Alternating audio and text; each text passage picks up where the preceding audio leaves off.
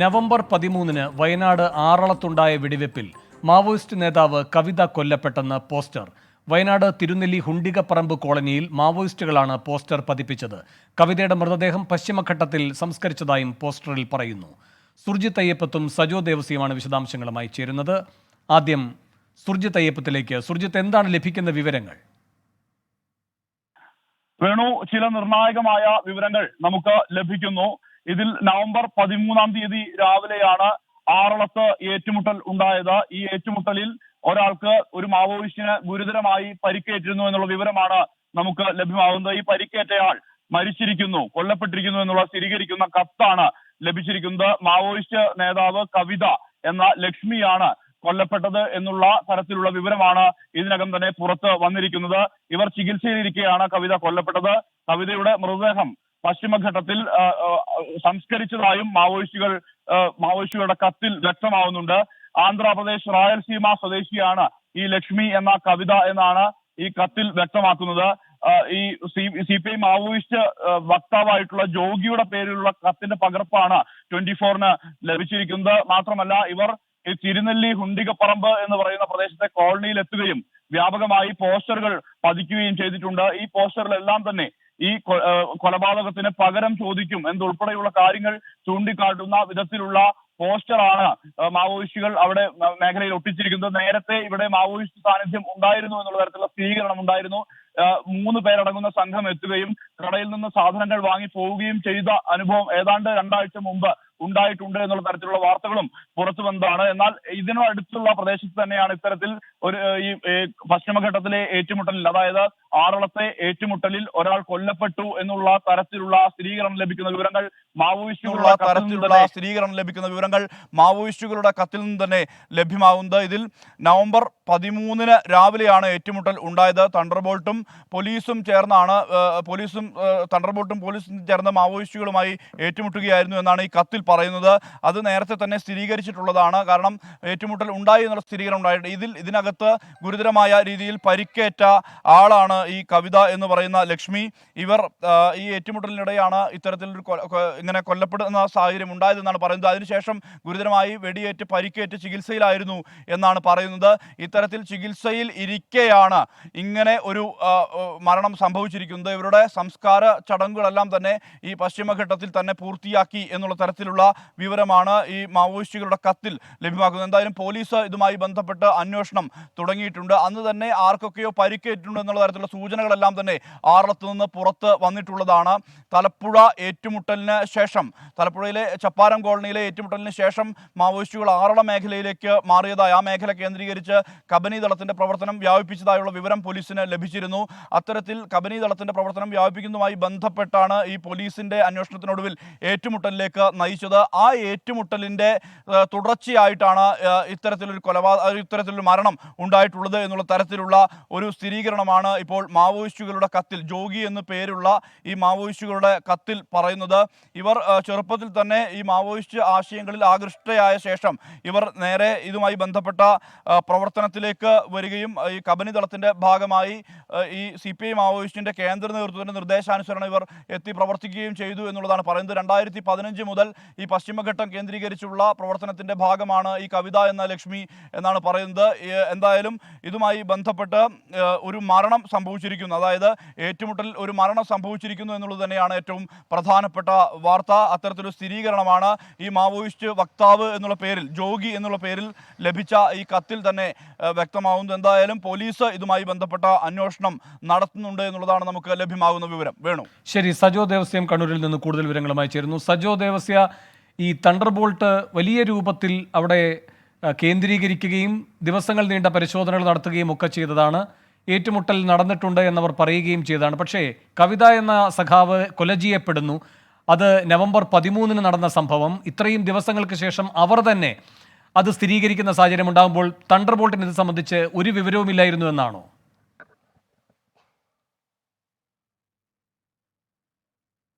Venu, November 13, 14 തീയതികളിലാണ് Kannur ജില്ലയിലെ ഇരിട്ടിക്കടുത്ത അയ്യങ്കുന്ന് പഞ്ചായത്തിലെ ഉരുപ്പംകുറ്റിയോട് ചേർന്ന വനമേഖലയിൽ വെടിവെപ്പ് ഏറ്റുമുട്ടൽ ഉണ്ടായത്.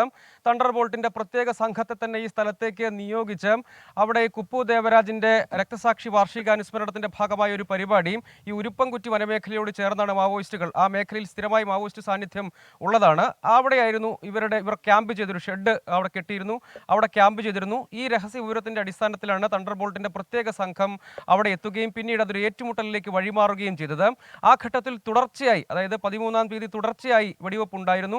അതിനുശേഷം ATS DIG പുട്ട വിമലാദിത്യ അടക്കം സ്ഥലത്തെത്തുകയും അന്ന് അദ്ദേഹം പറഞ്ഞത് ആ ഘട്ടത്തിൽ വലിയ തോതിലൊരു സംശയമുണ്ടായിരുന്നു, മാവോയിസ്റ്റുകൾ കൊല്ലപ്പെട്ടിരിക്കാം എന്ന തരത്തിലുള്ള വലിയ തോതിലുള്ള സംശയമുണ്ടായിരുന്നു. കാരണം സായുധരായ ഈ സംഘം വലിയ തോതിൽ അവർ തിരിച്ചടിക്കുകയും അതിന് തണ്ടർബോൾട്ട് സംഘത്തിന്റെ വലിയ തോതിലുള്ള ആക്രമണം ഉണ്ടാവുകയും ഒക്കെ ചെയ്ത ഒരു സന്ദർഭം കൂടിയാണിത്. ആ ഘട്ടത്തിൽ അങ്ങനെ തുടർച്ചയായി ഏതാണ്ട് മണിക്കൂറുകൾ നീണ്ട പരസ്പരമുള്ള വെടിവെപ്പും മറ്റും ഒക്കെ ഉണ്ടാവുകയും തണ്ടർബോൾട്ട് സംഘത്തിന്റെ തുടർച്ചയായ ഓപ്പറേഷൻ അവിടെ നടക്കുകയും ഒക്കെ ചെയ്തതാണ്. ആ ഘട്ടത്തിൽ അവിടെ നിന്ന് രക്തക്കറയും മറ്റും കണ്ടെത്തുകയും ഒക്കെ ചെയ്തതാണ്. അപ്പോൾ പക്ഷേ DIG അന്ന് വിശദീകരിച്ചൊരു കാര്യം, അവിടെ രക്തം തളം കെട്ടിയിട്ടുണ്ട്, പരിക്കേറ്റിട്ടുണ്ടാകാം, പക്ഷേ ഏതെങ്കിലും തരത്തിൽ കൊല്ലപ്പെട്ടു എന്നൊരു സ്ഥിരീകരണം, അങ്ങനെ ഏതെങ്കിലും ഒരു മാവോയിസ്റ്റ് കൊല്ലപ്പെട്ടു എന്നൊരു സ്ഥിരീകരണം ഇല്ല എന്നാണ് അന്ന് ATS DIG തന്നെ മാധ്യമങ്ങളോട് പിന്നീട് വിശദീകരിച്ചത്. അത് സംബന്ധിച്ച് വലിയ സംശയങ്ങളുണ്ടായിരുന്നു. പക്ഷേ ആ ഘട്ടത്തിലൊന്നും ഏതെങ്കിലും തരത്തിൽ ATS DIGയോ തണ്ടർബോൾട്ടോ അല്ലെങ്കിൽ പോലീസോ ആരെങ്കിലും കൊല്ലപ്പെട്ടു എന്നൊരു സ്ഥിരീകരണം, അങ്ങനെ കൊല്ലപ്പെട്ടില്ല എന്ന മട്ടിലുള്ള പ്രതികരണമാണ് അന്ന് നടത്തിയത്. പക്ഷേ പരിക്കേറ്റു എന്ന കാര്യം, പരിക്കേറ്റിട്ടുണ്ടാകാം, കാരണം അവിടെ രക്തം തളം കെട്ടി കിടക്കുന്നുണ്ട്, അങ്ങനെയുള്ള ചില ബ്ലഡ് സ്റ്റെയിൻസും മറ്റും അവിടെ നിന്ന് കണ്ടെത്തി, തോക്ക് പിടിച്ചെടുത്തു, അങ്ങനെ ചില സാഹചര്യങ്ങളാണ് അവിടെ ഉണ്ടായത്. അതുകൊണ്ട് ആ ഘട്ടത്തിൽ തന്നെ ഒരു സംശയം വലിയ തോതിൽ ബലപ്പെട്ടിരുന്നു. അന്ന് ഈ DIGയോട് അടക്കം ഇക്കാര്യം നമ്മൾ ആവർത്തിച്ച് ചോദിച്ചിരുന്നു. അപ്പോഴൊക്കെ അങ്ങനെ കൊല്ലപ്പെട്ടു എന്നൊരു സ്ഥിരീകരണം ഇല്ല, അങ്ങനെ ഒരു സംഭവം ഇല്ല എന്ന മട്ടിലായിരുന്നു ആ ഘട്ടത്തിൽ ATS DIG അടക്കം പറഞ്ഞത്. ഒരു പക്ഷേ വലിയ തോതിൽ പരിക്കേറ്റിട്ടുണ്ടാകാം, പിന്നീട് അവർ ഈ പരിക്കേറ്റ ആളെയും കൊണ്ട് രക്ഷപ്പെട്ടു എന്ന മട്ടിലായിരുന്നു ആ ഘട്ടത്തിൽ നമുക്ക് ലഭ്യമായ വിവരം. അങ്ങനെ പരിക്കേറ്റ ആണ് പിന്നീട് മരണത്തിന് കീഴടങ്ങിയത് എന്നൊരു നിഗമനത്തിലേക്ക് വേണം ഈ ഘട്ടത്തിലെത്താൻ. പക്ഷേ ആ ഘട്ടത്തിൽ പോലീസ് ഒരിക്കലും കൊല്ലപ്പെട്ടു എന്ന നിലയ്ക്കുള്ള ഒരു സ്ഥിരീകരണത്തിലേക്കോ അത്തരം കാര്യങ്ങളിലേക്കോ ഒന്നും പോയിരുന്നില്ല. അത് ഏതാണ്ട് 13-നും 14-നും പിന്നീട് അവിടെയും തണ്ടർബോൾട്ട് ഏതാണ്ട് 2 ദിവസത്തിൽ കൂടുതൽ ആ പ്രദേശത്ത് പിന്നീട് തുടരുകയും ചെയ്യുന്ന സാഹചര്യം ഉണ്ടായിരുന്നു. പക്ഷേ അപ്പോഴും ആരെങ്കിലും ഏതെങ്കിലും തരത്തിൽ ഈ ഏറ്റുമുട്ടലിന്റെ ഭാഗമായി കൊല്ലപ്പെട്ടു എന്ന സ്ഥിരീകരണം ഉണ്ടായിരുന്നില്ല. ഏതായാലും ആ സംഘത്തിൽ ഉൾപ്പെട്ട, അതായത് മാവോയിസ്റ്റുകളുടെ പോസ്റ്ററിനെ വിശ്വാസത്തിൽ എടുക്കുകയാണെങ്കിൽ കവിത കൊല്ലപ്പെട്ടു എന്ന് പറയുന്നു. പക്ഷേ ആരെങ്കിലും, അതായത് വനിതകൾ ഉൾപ്പെടുന്ന സംഘമായിരുന്നു അവിടെ ഉണ്ടായിരുന്നത് എന്ന് നേരത്തെ തന്നെ സ്ഥിരീകരിച്ചതാണ്. സംബന്ധിച്ച വിശദാംശങ്ങളൊക്കെ പോലീസ് നേരത്തെ തന്നെ ഏറെക്കുറെ സ്ഥിരീകരിച്ചതുമാണ്. പിന്നീട് അവർ ഉൾവനത്തിലേക്ക് രക്ഷപ്പെടുകയായിരുന്നു. അവരിൽ ആരെയും പോലീസിന് കസ്റ്റഡിയിൽ എടുക്കാനോ മറ്റോ കഴിഞ്ഞില്ല. പക്ഷേ വലിയ തോതിലുള്ള ഏറ്റുമുട്ടൽ തുടർച്ചയായി തന്നെ, അതായത് വനത്തിലേക്ക് അകത്തേക്ക് കടന്നു കയറിക്കൊണ്ട് തുടർച്ചയായി വെടിയുതിർക്കുകയും, അതായത് ഇങ്ങോട്ടേക്ക് ആക്രമണം ഉണ്ടായി, അതുകൊണ്ട് അങ്ങോട്ടേക്ക് ആക്രമണം തുടങ്ങി, അതായത് എന്ന നിലയ്ക്കാണ് പോലീസ് ആ ഘട്ടത്തിൽ വിശദീകരിച്ചത്. പക്ഷേ തുടർച്ചയായി മണിക്കൂറുകൾ നീണ്ട വെടിശബ്ദങ്ങൾ, വെടിയൊച്ചകൾ അവിടെ നമ്മൾ റിപ്പോർട്ട് ചെയ്യാൻ പോകുമ്പോൾ പോലും ഉണ്ടായിരുന്നു. അതിന് തൊട്ട് മുൻപ് പോലും അവിടെ ഉണ്ടായിരുന്ന നാട്ടുകാരടക്കം എന്ന് സ്ഥിരീകരിക്കുകയും പോലീസ് തന്നെ ഇക്കാര്യത്തിൽ ഏറ്റുമുട്ടൽ ഉണ്ടായി, അല്ലെങ്കിൽ അങ്ങോട്ടേക്ക് വെടിയുതിർത്തിട്ടുണ്ട്, ആ സംഘം ഇങ്ങോട്ടേക്ക് അവരും മാവോയിസ്റ്റുകളും സായുധരായിരുന്നു, അവരും വെടിയുതിർത്തു. അതിന് പിന്നാലെയാണ് ഉൾവനത്തിലേക്ക് വെടിയുതിർത്തുകൊണ്ട് തന്നെ നീങ്ങിയത്. പരിക്കേറ്റിട്ടുണ്ടാകാം എന്ന മട്ടിലൊരു കാര്യമാണ്. പക്ഷേ പോലീസ് ഏതെങ്കിലും തരത്തിൽ ആ ഘട്ടത്തിൽ ATS DIG അടക്കമുള്ള ആളുകൾ ഇതൊരു കൊല നടന്നു എന്ന ഏതെങ്കിലും ഒരു മാവോയിസ്റ്റ് കൊല്ലപ്പെട്ടു എന്നൊരു സ്ഥിരീകരണം ആ ഘട്ടത്തിൽ പോലീസിന് ഉണ്ടായിരുന്നില്ല. അങ്ങനെയൊന്നില്ല എന്നതായിരുന്നു ആ ഘട്ടത്തിൽ പറഞ്ഞത്. പക്ഷേ അതിന് അതേസമയം തന്നെ അവിടെ പരിക്കേറ്റിട്ടുണ്ടാകാം എന്ന കാര്യം അപ്പോൾ തന്നെ പറഞ്ഞിരുന്നു. അവരെ ആരെയും പക്ഷേ കസ്റ്റഡിയിലെടുക്കാൻ ഈ തണ്ടർബോൾട്ട് സംഘത്തിന് കഴിഞ്ഞിരുന്നില്ല. അതിനുശേഷം പിന്നീട് ആ ഓപ്പറേഷൻ അവസാനിപ്പിക്കുകയാണ് ചെയ്തത്. 13-നും 14-നും തുടർച്ചയായി ഓപ്പറേഷൻ ഉണ്ടായിരുന്നു. അതിനുശേഷം പിന്നീട് അത് കുറച്ച് ദിവസത്തേക്കും കൂടി അവിടെ തന്നെ പ്രത്യേക തണ്ടർബോൾട്ട് സംഘത്തെ നിയോഗിക്കുകയും തിരച്ചിലും പരിശോധനയും ഒക്കെ തുടരുകയും ചെയ്തിരുന്നു. പിന്നീട് ആ ഓപ്പറേഷൻ തണ്ടർബോൾട്ട് അവസാനിപ്പിക്കുകയാണ് ചെയ്തത്. ആരെയും കണ്ടെത്താൻ കഴിഞ്ഞില്ല. പരിക്കേറ്റവരെയും മറ്റും ഉൾവനത്തിൽ എവിടെയെങ്കിലും വെച്ച് അവരെ വീണ്ടും കണ്ടെത്താൻ കഴിയുമെന്ന തരത്തിലുള്ള സംശയത്തിന്റെയും മറ്റും അടിസ്ഥാനത്തിൽ അകത്തേക്ക് കയറിയുള്ള പരിശോധനകൾ ഉണ്ടായിരുന്നു. പിന്നീട് ഇവരെ കണ്ടെത്താൻ കഴിയാത്തതുകൊണ്ട് ആ ഓപ്പറേഷൻ അവസാനിപ്പിച്ച് നിരീക്ഷണം മാത്രമാക്കി നിലനിർത്തുകയായിരുന്നു. പക്ഷേ ആ ഘട്ടത്തിൽ ഉണ്ടായിരുന്ന ഒരു സംശയം, അവർ പരിക്കേറ്റ മാവോയിസ്റ്റുകൾ പരിക്കേറ്റിട്ടുണ്ട് എന്നതിൽ 2 പേർക്ക് പരിക്കേറ്റു എന്ന മട്ടിൽ അന്ന് നമുക്ക് വിവരങ്ങൾ ലഭ്യമായിരുന്നു. അതിൽ പക്ഷേ പിന്നീട് അവർ ഏതെങ്കിലും തരത്തിൽ ചികിത്സ തേടിയിരിക്കാം, പുറത്തേക്ക് മറ്റോ ഇറങ്ങി കർണാടക ഭാഗത്തേക്കോ ഇറങ്ങി ആശുപത്രിയിൽ ചികിത്സ തേടാനുള്ള സാധ്യതയുണ്ടായിരുന്നു. പക്ഷേ അവിടെയെല്ലാം ഈ വിവരങ്ങൾ കൈമാറുകയും അവിടേക്ക് എത്തുന്നുണ്ടെങ്കിൽ കസ്റ്റഡിയിൽ എടുക്കാനുള്ള ശ്രമവും ഉണ്ടായിരുന്നു. ഏതായാലും പിന്നീട് പരിക്കേറ്റ കവിതയും കൊണ്ട് ഒരുപക്ഷെ മാവോയിസ്റ്റുകൾ അകത്തേക്ക് പോയിരിക്കാം. അവിടെ വെച്ച് പിന്നീട് മരണം സംഭവിച്ചതായിരിക്കാം. ഏതായാലും അത് സംബന്ധിച്ച് ഇനിയിപ്പോൾ കൂടുതൽ സ്ഥിരീകരണങ്ങൾ ATSന്റെ ഭാഗത്തു നിന്നുമൊക്കെയാണ് ഉണ്ടാകേണ്ടത്. പോലീസാണ് അക്കാര്യത്തിൽ എന്തെങ്കിലും കൂടുതൽ വിശദാംശങ്ങൾ ഒരുപക്ഷെ സ്ഥിരീകരിച്ച വിവരങ്ങൾ പുറത്തു വിടേണ്ടത്. ഏതായാലും മാവോയിസ്റ്റ് പോസ്റ്ററിനെ വിശ്വസിക്കുകയാണെങ്കിൽ അന്ന് പുറത്തു വന്ന വിവരം 2 പേർക്ക് പരിക്കേറ്റു എന്നാണ് അന്ന് പുറത്തു വന്ന വിവരം. പക്ഷേ അത് പിന്നീട് വ്യക്തമായി സ്ഥിരീകരിക്കാൻ ഏതെങ്കിലും തരത്തിൽ സ്ഥലം സന്ദർശിച്ച് മാധ്യമങ്ങളോട് സംസാരിച്ച ATS DIG പുട്ട വിമലാദിത്യ അടക്കമുള്ള ആളുകൾ അന്ന് തയ്യാറായിരുന്നില്ല. പിന്നീട് കമ്മീഷണർ ഉൾപ്പെടെ മറ്റ് ഉന്നത പോലീസ് ഉദ്യോഗസ്ഥരൊക്കെ സ്ഥലത്തെത്തുകയും കണ്ണൂരിലെത്തുകയും ഈ കാര്യങ്ങൾ സംബന്ധിച്ച് അവലോകനങ്ങൾ നടത്തുകയും ഒക്കെ ചെയ്തിരുന്നു.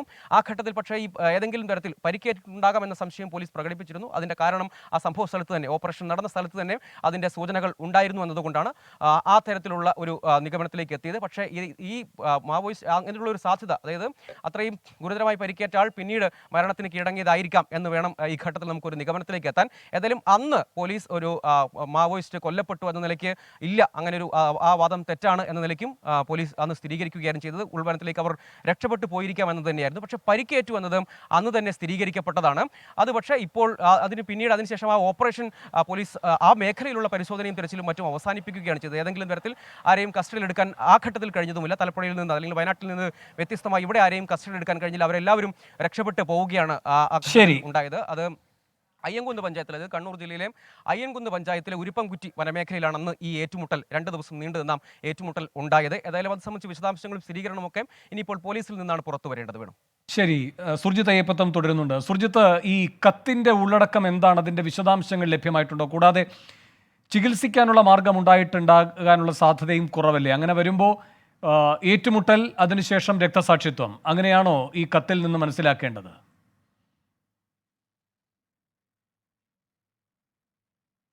വേണു, ആ കത്ത് ഞാൻ വിശദമായി തന്നെ വായിക്കാം. അത് ഒരു 6 പാരഗ്രാഫ് വരുന്നൊരു കത്താണ്.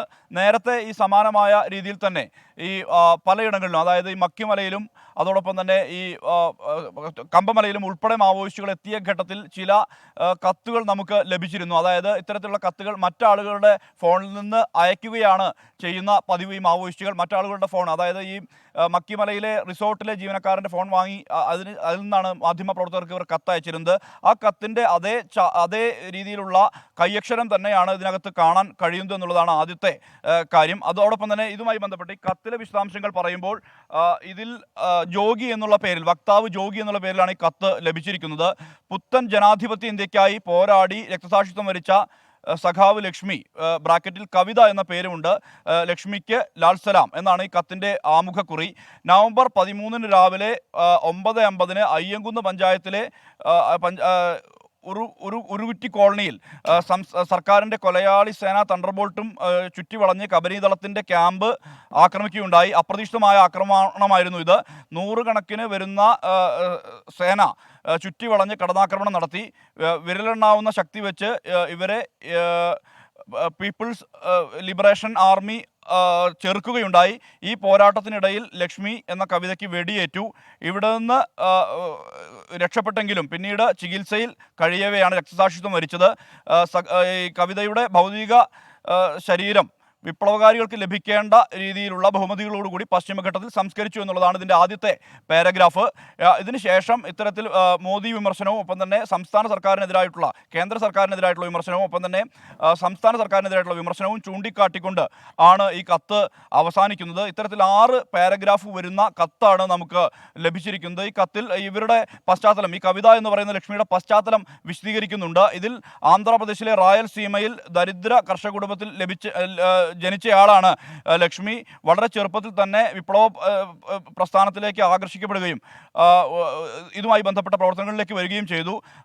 ആന്ധ്രയിൽ ക്രൂരമായ ഈ ഭരണകൂട വേട്ടയ്ക്കെതിരെ ഇവർ പ്രതികരിച്ചു. പിന്നീട് പാർട്ടി തീരുമാനപ്രകാരം പശ്ചിമഘട്ട ദളത്തിലേക്ക് പ്രവർത്തനം വ്യാപിപ്പിക്കുകയായിരുന്നു ഉണ്ടായിരുന്നത്. ഈ ഏറ്റുമുട്ടൽ നടക്കുന്ന ഘട്ടത്തിൽ കബനി ദളത്തിൻ്റെ കമാൻഡറായി ദീർഘനാളായി പ്രവർത്തിച്ചു വരികയായിരുന്നു. മാത്രമല്ല ഈ മരിക്കുന്ന ഘട്ടത്തിൽ കബനി ഏരിയ സെക്രട്ടറി ആയിരുന്നു എന്നുൾപ്പെടെയുള്ള കാര്യങ്ങൾ ഇവർ ചൂണ്ടിക്കാട്ടുന്ന ഒരു 6 പാരഗ്രാഫ് വരുന്ന കത്താണ് ഇപ്പോൾ നമുക്ക് ലഭിച്ചിരിക്കുന്നത്. ഈ കത്തിൽ ആ കയ്യക്ഷരം പഴയ കയ്യക്ഷരം തന്നെയാണ്. അതായത് ഇതുമായി ബന്ധപ്പെട്ട 3 കത്തുകൾ വിവിധ ആളുകളുടെ ഫോണിൽ നിന്ന് അയച്ചതുമായി ബന്ധപ്പെട്ട് നമുക്ക് നേരത്തെ തന്നെ ലഭിച്ചതാണ്. അത് മറ്റ് മാധ്യമപ്രവർത്തകർക്കും സമാനമായ രീതിയിൽ തന്നെ ലഭിച്ചിരുന്നു. ഈ കത്തിൽ കത്തിൻ്റെ കയ്യക്ഷരവും ആ കയ്യക്ഷരവും ഒന്ന് തന്നെയാണ് എന്നുള്ളത് തന്നെ ഒറ്റനോട്ടത്തിൽ തന്നെ വ്യക്തമാവുന്നുണ്ട്. അതായത് ഇത് മാവോയിസ്റ്റുകളുടെ ആ നേരത്തെ അവർ വ്യക്തമാക്കിയ ആ കത്തിൻ്റെ ഉള്ളടക്കം പോലെ തന്നെ ഇത് ഒരുപക്ഷെ വാസ്തവമാകാനുള്ള സാധ്യതയുണ്ട് എന്നുള്ളതാണ്. എന്തായാലും ഇതുമായി ബന്ധപ്പെട്ട അന്വേഷണം നടത്തേണ്ടത് പോലീസാണ്, ATS ആണ് ഇതുമായി ബന്ധപ്പെട്ട അന്വേഷണം നടത്തേണ്ടത്.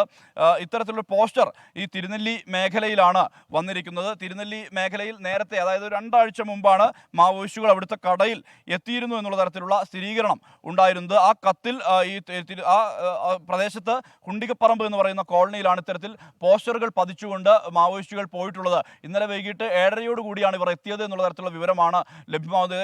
ഏറ്റവും പ്രധാനപ്പെട്ട വിവരം ഈ നവംബർ 13 രാവിലെ നടന്ന ആ പോലീസും തണ്ടർബോൾട്ടും മാവോയിസ്റ്റുകളും തമ്മിലുള്ള ഏറ്റുമുട്ടലിൽ ഒരാൾക്ക് ഗുരുതരമായി പരിക്കേറ്റിരുന്നു. അവരുമായി നേരെ വന അന്തർഭാഗത്തേക്കാകും ഒരുപക്ഷെ മാവോയിസ്റ്റുകൾ പോയിട്ടുണ്ടാവുക. മതിയായ ചികിത്സ ലഭിച്ചിട്ടുണ്ടാകില്ല. ഇതിനിടയിലായിരിക്കാം ഈ കവിത എന്ന് പറയുന്ന ഈ ലക്ഷ്മിയുടെ മരണം സംഭവിച്ചിരിക്കുന്നത്. ഈ മരണത്തെ തുടർന്ന് അവിടെ തന്നെ സംസ്കാരം നടത്തി, അതായത് പശ്ചിമഘട്ട മേഖലയിൽ തന്നെ സംസ്കാരം നടത്തി എന്നുള്ള തരത്തിലുള്ള ഒരു സ്ഥിരീകരണം ലഭിക്കുന്ന വിധത്തിലുള്ള പോസ്റ്ററുകളും ഒപ്പം തന്നെ കത്തുമാണ് ലഭിച്ചിരിക്കുന്നത്.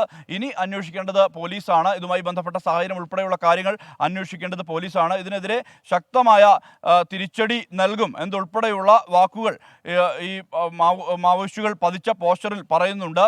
കോർപ്പറേറ്റുകൾക്ക് കൊള്ളയടിക്കാൻ പശ്ചിമഘട്ടത്തെ ഒരുക്കുകയാണ് പിണറായി സർക്കാരുകളുടെ ആസൂത്രിത നീക്കം എന്നുൾപ്പെടെയുള്ള കാര്യങ്ങൾ, ഈ കൊലയാളികൾക്കെതിരെ ആഞ്ഞടിക്കുക എന്നൊക്കെ പറയുന്നതാണ് ഈ പോസ്റ്ററിൽ വ്യക്തമാക്കിയിട്ടുള്ളത്. ഗ്രാമങ്ങളെ ചുവപ്പണിക്കാൻ സ്വന്തം ജീവൻ സമർപ്പിച്ച മാവോയിസ്റ്റ് വനിതാ ഗറില്ല കവിതയ്ക്ക് ലാൽസലാം എന്നൊക്കെ എഴുതിയ പോസ്റ്ററുകളാണ് ഈ മാവോയിസ്റ്റുകൾ പതിച്ചിട്ടുള്ളത്. ഇത്തരത്തിൽ 6 പോസ്റ്ററുകൾ പതിച്ചു എന്നുള്ള തരത്തിലുള്ള വിവരമാണ് നമുക്ക് ലഭ്യമാവുന്നത്. ആ മേഖലയിൽ 6 പോസ്റ്ററുകളാണ് പതിച്ചിട്ടുള്ളത്. എന്തായാലും ഒരു മരണം സംഭവിച്ചിരിക്കുന്നു കഴിഞ്ഞ ഏറ്റുമുട്ടൽ എന്നുള്ള സ്ഥിരീകരണമാണ് നമുക്ക് ലഭിക്കുന്നത്. നേരത്തെ നിരവധി മരണങ്ങൾ പശ്ചിമഘട്ട മേഖലയിൽ ഉണ്ടായിട്ടുണ്ട്, ഏറ്റുമുട്ടലുകൾ ഉണ്ടായിട്ടുണ്ട്. മഞ്ചക്കണ്ടിയിലും അതോടൊപ്പം തന്നെ കരുളായിലും ഈ ബാണാസുരയിലും ഒപ്പം ഈ അതോടൊപ്പം തന്നെ വൈത്തിരിയിലും ഉൾപ്പെടെ ഇത്തരത്തിൽ നിരവധി മരണങ്ങൾ, മാവോയിസ്റ്റുകളുടെ മരണങ്ങൾ സംഭവിച്ചിട്ടുണ്ട്. ആ പട്ടികയിലേക്കാണ് ഇപ്പോൾ കവിതയുടെ മരണവും ഉണ്ടായിരിക്കുന്നത് എന്നുള്ള തരത്തിലുള്ള ഒരു സ്ഥിരീകരണം വരുന്ന വിവരം തന്നെയാണ് ഈ മാവോയിസ്റ്റ് ജോഗി വക്താവ് എന്നുള്ള പേരിൽ അയച്ച കത്തിൽ വ്യക്തമാകുന്നത്. വേണു. ശരി, സജോ ദേവസ്യം തുടരുന്നുണ്ട്. സജോ, എന്ത് തരത്തിലുള്ള ഭീഷണിയുടെ പേര് പറഞ്ഞാണ് തണ്ടർബോൾട്ട് ഇത്ര വലിയ ആക്രമണം നടത്തിയത്? കൂടാതെ ഈ രക്തകടങ്ങൾ രക്തത്താൽ പകരം വീട്ടുമെന്ന മുന്നറിയിപ്പ് നൽകുന്ന സൂചന എന്താണ്?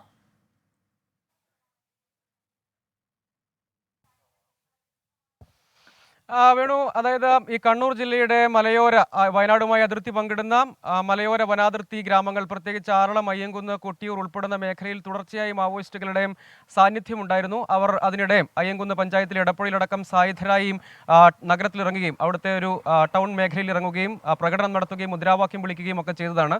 അങ്ങനെ പലയിടങ്ങളിൽ വിയറ്റ്നാമിൽ കീഴ്പള്ളിയിൽ, ആറളത്ത്, കൊട്ടിയൂരിൽ, കേളകത്ത് അങ്ങനെ തുടർച്ചയായി ഈ നാട്ടിലേക്ക് എത്തുകയും അവിടെയൊക്കെ വീടുകളിൽ നിന്ന് ഭക്ഷ്യവസ്തുക്കളും മറ്റും ശേഖരിക്കുകയും ഒക്കെ ചെയ്തിരുന്നു. അതിന് പിന്നാലെ ഇതിൽ പോലീസ് ഒരു പ്രത്യേക ഓപ്പറേഷൻ തീരുമാനിക്കുകയും അതിൻ്റെ ഭാഗമായി ഹെലികോപ്റ്റർ നിരീക്ഷണം അടക്കം നടത്തുകയും ചെയ്തിരുന്നു. പക്ഷേ ഒരാളെയും ഈ മേഖലയിൽ നിന്ന് കസ്റ്റഡിയിൽ എടുക്കുകയോ കണ്ടെത്തുകയോ അത്തരം കാര്യങ്ങളൊന്നും ഉണ്ടായിരുന്നില്ല. പക്ഷേ അപ്രതീക്ഷിതമായ ഒരു ഓപ്പറേഷനാണ് പോലീസിൻ്റെ ഭാഗത്തു നിന്നും ഉണ്ടായത്. അതിലൊരു രഹസ്യ വിവരത്തിൻ്റെ അടിസ്ഥാനത്തിൽ ആ ഓപ്പറേഷനിലേക്ക് പോവുകയായിരുന്നു. അതിന് തൊട്ട് മുൻപ് തലപ്പുഴയിൽ ഒരു ഓപ്പറേഷൻ നടന്നിരുന്നു. അവിടെ നിന്നും ചില വിവരങ്ങൾ ലഭ്യമായിരുന്നു. അതിൻ്റെ കൂടി അടിസ്ഥാനത്തിലാണ് ഈ അയ്യങ്കുന്ന് പഞ്ചായത്തിലെ ഉരുപ്പൻകുറ്റി വനമേഖലയിൽ അവർ ഒരു പ്രത്യേക ഒരു സമ്മേളനത്തിൻ്റെ സ്വഭാവത്തിലുള്ള ഒരു ക്യാമ്പാണ് അവിടെ ഉണ്ടായിരുന്നത്. അതായത് അവിടെ ഷെഡ് കെട്ടി അവരവിടെ ക്യാമ്പ് ചെയ്തിരുന്നു. ആ ക്യാമ്പാണ് പുലർച്ചയോടുകൂടി, ഏതാണ്ട് പുലർച്ചെ 2 മണിയോടുകൂടി ഏതാണ്ട് 80-ലധികം വരുന്ന തണ്ടർബോൾട്ട് സംഘം, പിന്നീട് അത് 2 ടീമുകളായിട്ടാണ് 80-ലധികം വരുന്ന സേനാംഗങ്ങളുള്ള ഫോഴ്സാണ്, അങ്ങോട്ടേക്ക് സായുധരായ ഫോഴ്സാണ്, തണ്ടർബോൾട്ടിൻ്റെ ഫോഴ്സാണ് ആ ക്യാമ്പ് വളഞ്ഞ് ആക്രമണത്തിലേക്ക് കടന്നത്. അവരെ പിടികൂടുക എന്നതായിരുന്നു ലക്ഷ്യം. അതല്ലാതെ മറ്റ് പ്രകോപനങ്ങളൊന്നും സമീപകാലത്ത് കണ്ണൂർ ജില്ലയുടെ മേഖലയിൽ ഉണ്ടായിട്ടില്ല.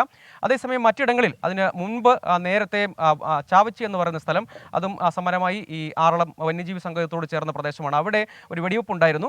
ആ ഘട്ടത്തിൽ അവരെ പിടികൂടാനുള്ള ശ്രമം പക്ഷേ പരാജയപ്പെട്ടു പോവുകയാണ് ചെയ്തത്. അതുകൊണ്ട് അത്തരം സാന്നിധ്യം, അതിൻ്റെ ഭാഗമായി ചില ഓപ്പറേഷനുകൾ തീരുമാനിക്കപ്പെട്ടിരുന്നു. ഈ ഒരു വിവരം ലഭ്യമായതിൻ്റെ അടിസ്ഥാനത്തിൽ, ആ രഹസ്യ വിവരം കൃത്യവുമായിരുന്നു, അതിൻ്റെ അടിസ്ഥാനത്തിൽ ആ സ്ഥലത്തെത്തുകയും അത് പിന്നീട് ഏറ്റുമുട്ടലായി തന്നെ പരിണമിക്കുകയും ചെയ്തു. അതിന് തുടർന്നാണ് ഈ സംഭവം 2 പേർക്ക് വെടിയേറ്റിരുന്നു എന്നത് ആ ഘട്ടത്തിൽ തന്നെ സ്ഥിരീകരിക്കപ്പെട്ടതാണ്. പക്ഷേ മരണമൊന്നും സ്ഥിരീകരിച്ചിരുന്നില്ല. ഏതായാലും ഈ പോസ്റ്റർ ശരിയാവാനാണ് കൂടുതൽ സാധ്യത. അന്ന് അവർ കണ്ണൂർ ജില്ലയിലെ ഏതെങ്കിലും ആശുപത്രിയിൽ ചികിത്സയ്ക്കായി എത്തുന്നുണ്ടോ എന്നത് വ്യാപക നിരീക്ഷണം ഉണ്ടായിരുന്നു. അതുകൊണ്ട് കണ്ണൂരിൻ്റെ വനാതിർത്തി മേഖലയിലുള്ള ആശുപത്രികളിലേക്കൊന്നും അവർ വരില്ല എന്ന കാര്യം ഉറപ്പായിരുന്നു. മറ്റേതെങ്കിലും മേഖലയിലേക്ക് ഒരുപക്ഷെ മെച്ചപ്പെട്ട ചികിത്സയ്ക്ക് വേണ്ടിയുള്ള ശ്രമം അവരുടെ ഭാഗത്തു നിന്ന് ഈ പോലീസിന് പിടിക്കപ്പെടും എന്നത് ഭയം ഒരുപക്ഷെ ഉണ്ടായിരിക്കില്ല. അത് മരണത്തിലേക്ക് നയിച്ചു എന്ന് വേണം കരുതാൻ.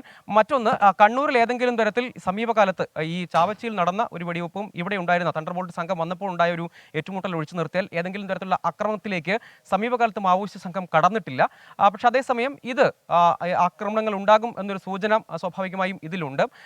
അതിൻ്റെ ഭാഗമായുള്ള ഇപ്പോഴും ഈ ഏറ്റുമുട്ടലിന് തൊട്ടു പിന്നാലെ ഈ മേഖലയിൽ തണ്ടർബോൾട്ടിൻ്റെ സ്ഥിരമായ സാന്നിധ്യം പോലീസ് ഇതിനകം ഉറപ്പാക്കിയിട്ടുണ്ട്. അതിനുള്ള സ്പെഷ്യൽ ഫോഴ്സിനെ ഈ സ്ഥലങ്ങളിൽ, അതായത് നേരത്തെ മാവോയിസ്റ്റ് സാന്നിധ്യം ഉണ്ടായിരുന്ന ഈ ഏറ്റുമുട്ടലുണ്ടായ 2 സ്ഥലങ്ങളിലാണ്. ഒന്നൊരു പക്ഷേ അപ്രതീക്ഷിതമായ ഒരു ഏറ്റുമുട്ടലായിരുന്നു. അത് പിന്നീട് മാവോയിസ്റ്റുകൾ കടന്നു കളയുകയാണ് ചെയ്തത്. മറ്റൊന്ന്, കാര്യമായ ഏറ്റുമുട്ടൽ നടന്നത് ഈ ഉരുപ്പംകുറ്റിയിലാണ്.